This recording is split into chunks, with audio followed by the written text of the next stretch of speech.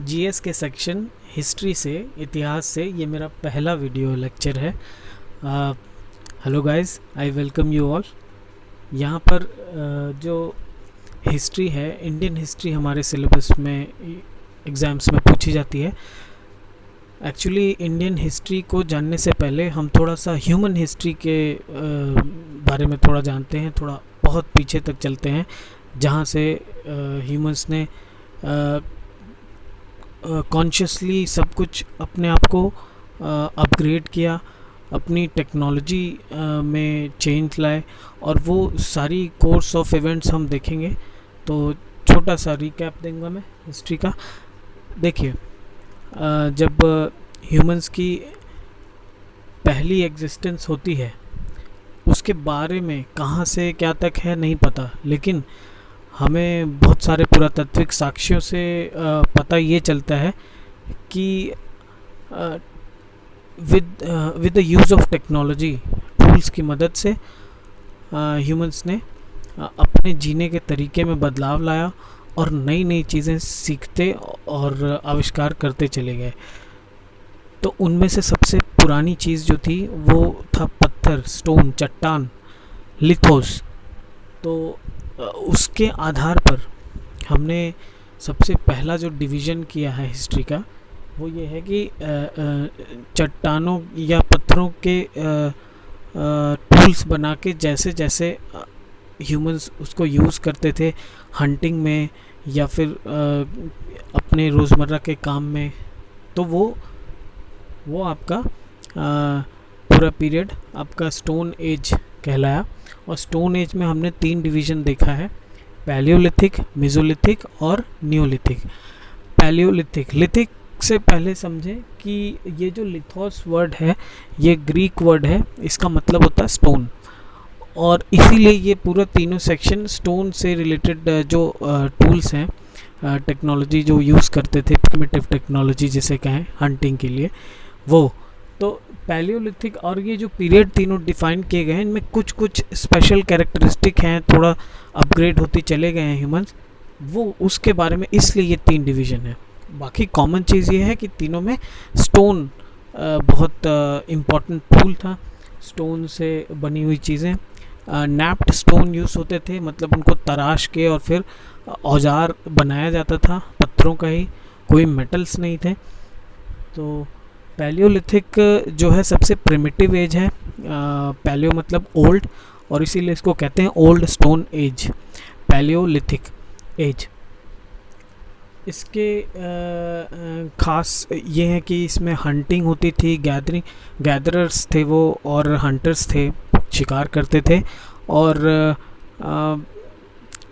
खाना जुटाते थे, पेड़ पौधों की फल और वो चीज़ें गैदर करके रखते थे ताकि खा सकें उसको लंबे समय तक। और फिर इस तरह की, जैसे फ़िशिंग हो गई, मछली पकड़ना, इन सब चीज़ों के लिए उन्होंने स्टोन्स के औजार, टूल्स बना रखे थे।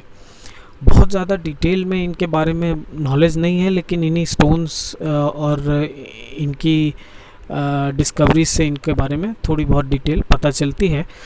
तो ये थे पैलियोलिथिक में सबसे जो प्रिमिटिव यही था कि इसमें, और इसके साथ ये लकड़ी के कुछ चीज़ें और लेदर की बनी चीज़ें, जिन एनिमल्स को ये हंट करते थे उनके स्किन के लेदर को यूज़ करते थे बहुत सारी चीज़ों में वो, और प्लांट्स के फाइबर्स यूज़ करते थे एज अ रोप या और भी चीज़ों में। तो प्रिमिटिव टाइम पे यही थोड़ी बहुत डेवलपमेंट थी, लेकिन ये एनिमल से, वाइल्ड एनिमल से थोड़ा हट के चीज़ें थी, और ये काफ़ी कॉन्शियस बीइंग थे। तो ये सबसे बड़ा यहाँ पे हिस्ट्री का कि ह्यूमंस का कैसे कैसे डेवलपमेंट होता गया। सेकंड जो एज आता है वो मेसोलिथिक है। मेसोलिथिक में आप देखेंगे कि ये गैदरर्स और हंटर्स वाली पोजीशन से थोड़ा सा हंटिंग को इन्होंने थोड़ा कम किया, हंटिंग थोड़ी डिक्लाइन हो गई, और अब ये थोड़े सोसाइटी में सेटल होने लगे, कम्युनिटी में रहने लगे, और एक जगह पे छोटे छोटे ग्रुप में, कम्युनिटीज़ में रहने लगे, सोसाइटी जैसा बना लिया। और ये इनके जो स्टोन के टूल्स थे वो और ज़्यादा अच्छे और अपग्रेड हो गए, उनके कई सारे वेरिएंट्स आ गए। इन्होंने उसके बारे में मैं कभी उसको डिटेल में विद पिक्चर्स बता दूंगा। और सबसे बड़ी बात कि जो सेटल होते गए वो वाटर बॉडीज़ के पास, जैसे या तो सी के पास या किसी रिवर के साइड में कहीं क्लोज टू रिवर, और ऐसे वाटर बॉडीज़ के पास ये सेटल हुए, ताकि सबसे बड़ा इम्पोर्टेंट चीज़ जो था, जो रिसोर्स था, वो वाटर ही था। तो इसलिए इनको वाटर की। और फिर उसके बाद नियोलिथिक पीरियड आता है। तो इसमें इन्होंने जो सबसे इम्पोर्टेंट ये था कि ये मेटालिक एज इसके बाद ही शुरू हो जाता है। इन्होंने मेटल्स की जो डिस्कवरी थी वो तो कर ली थी, लेकिन उससे रिलेटेड बहुत सारा एविडेंस नहीं मिलता है कि इन्होंने टूल्स इतने अच्छे बनाए थे। लेकिन हाँ, उसका स्टार्टिंग हो गया था। इसके जस्ट स्टार्ट न्यूलिथिक के बाद ही एक कैल्कोलिथिक पीरियड आता है, ब्रोंज एज के जस्ट पहले।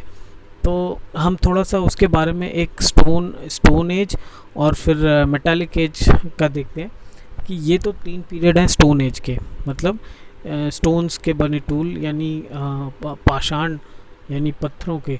अब इसको अगर हिंदी में देखें तो ये पूरा पाषाण युग है, ये नव पाषाण युग है, और इसको समथिंग मध्य पाषाण युग। तो पाषाण मतलब स्टोन, पत्थर, और चट्टानों से बने जो औजार होते थे।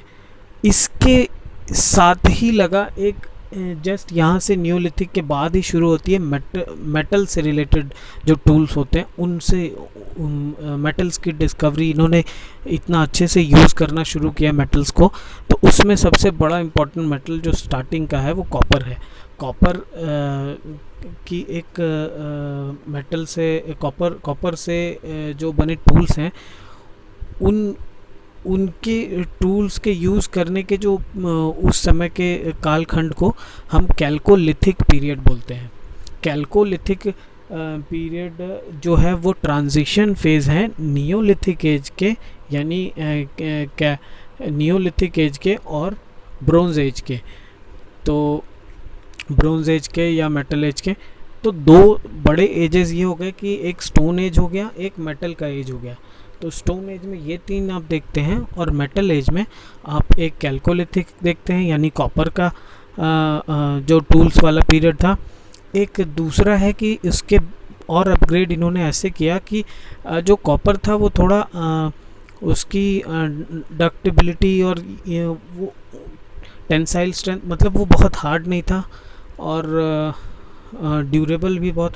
तो सबसे बड़ी बात ये थी कि इन्होंने उस कॉपर को टिन के साथ मिला के, आर्सेनिक और कुछ और अदर मेटल्स के साथ मिला के एक एलॉय टाइप का बनाया। वो एलॉय जो था वो ब्रोंज कहलाया। ब्रोंज जो होता है वो कॉपर से थोड़ा ज़्यादा स्ट्रॉन्ग होता है और काफ़ी ड्यूरेबल होता है कॉपर से, इसलिए उसका प्रचलन ज़्यादा होता चला गया। और वहीं पे फिर ब्रोंज एज की शुरुआत हुई कैल्कोलिथिक पीरियड के बाद।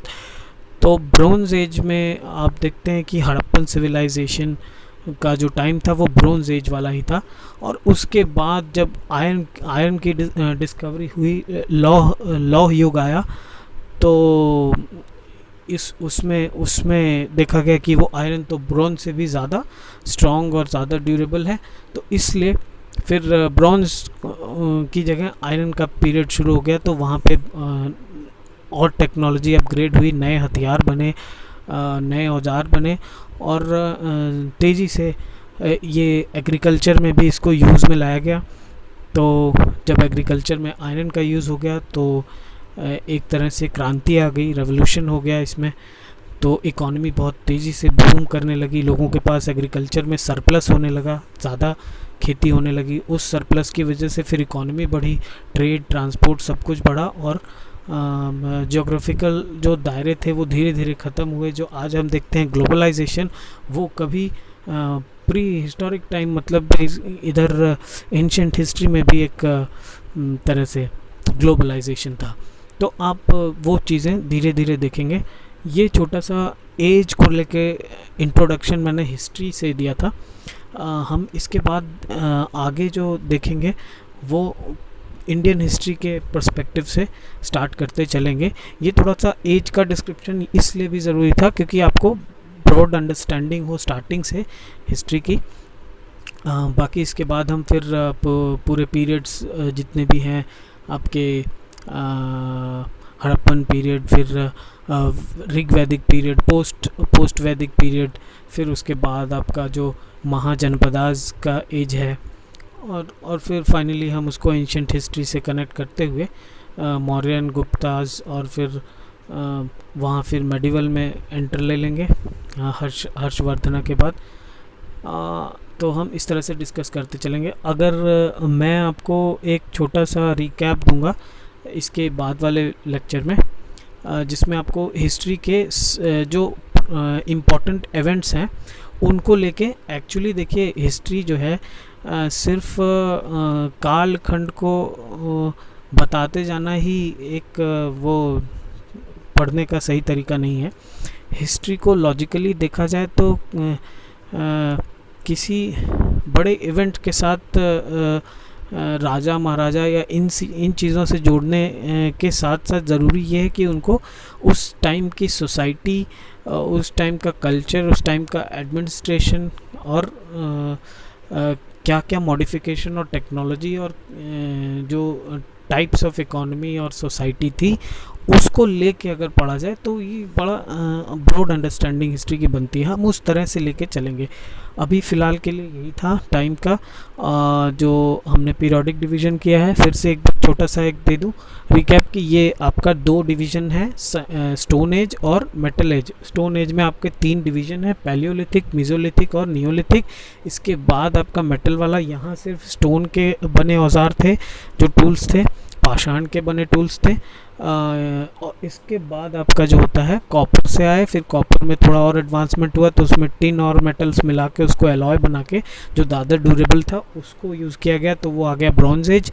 ब्रॉन्ज एज के बाद एक डिस्कवरी आई आयरन की, तो आयरन खोजा गया, तो उससे आयरन और स्टील से बनी चीज़ें यूज़ हुई, तो वो ज़्यादा बेहतर हथियार और औजार थे। तो वो आयरन एज में हम एंट्री कर लेते हैं, फिर उसके बाद हम आगे की हिस्ट्री देखेंगे। यही था छोटा सा कालखंड। Thank you.